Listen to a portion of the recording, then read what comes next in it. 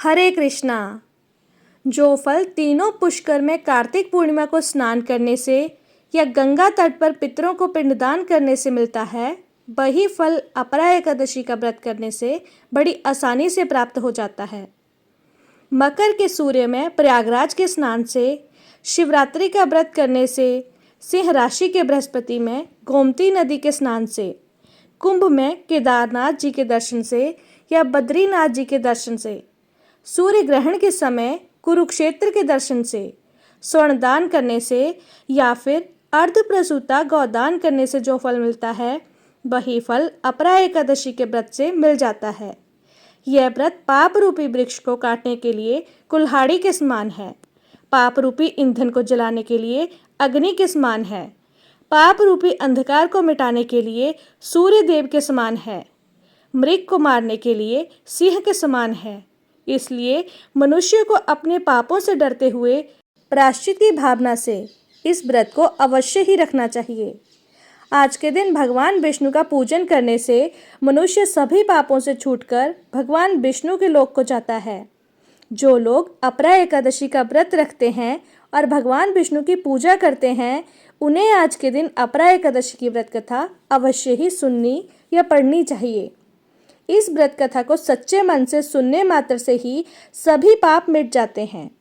अपरा एकादशी को अचला एकादशी के नाम से भी जाना जाता है और इस दिन व्रत रखने से प्रेत योनि से मुक्ति मिल जाती है और अंत में मोक्ष की प्राप्ति होती है। यह एकादशी व्रत अपार धन और यश भी प्रदान करता है।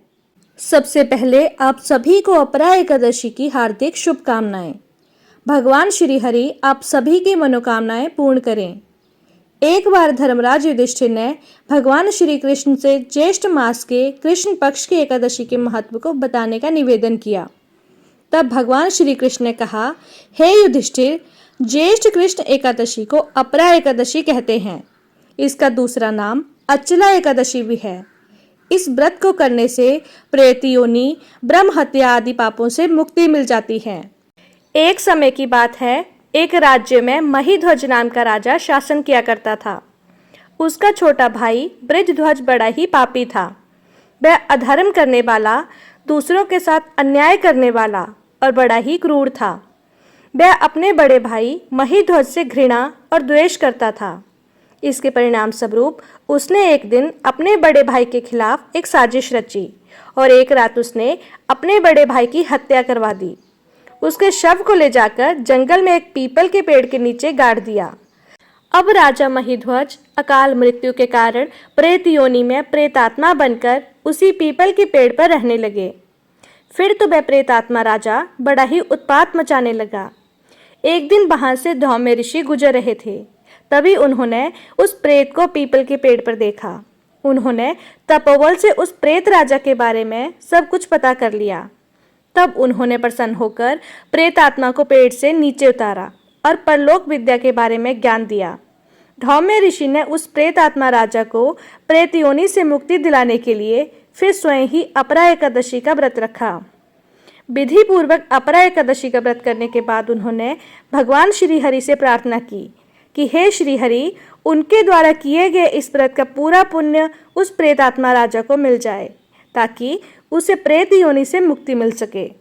भगवान विष्णु की कृपा से उस राजा को अपरा एकादशी व्रत का पुण्य फल मिला, जिससे वह प्रेत योनि से मुक्त हो गए।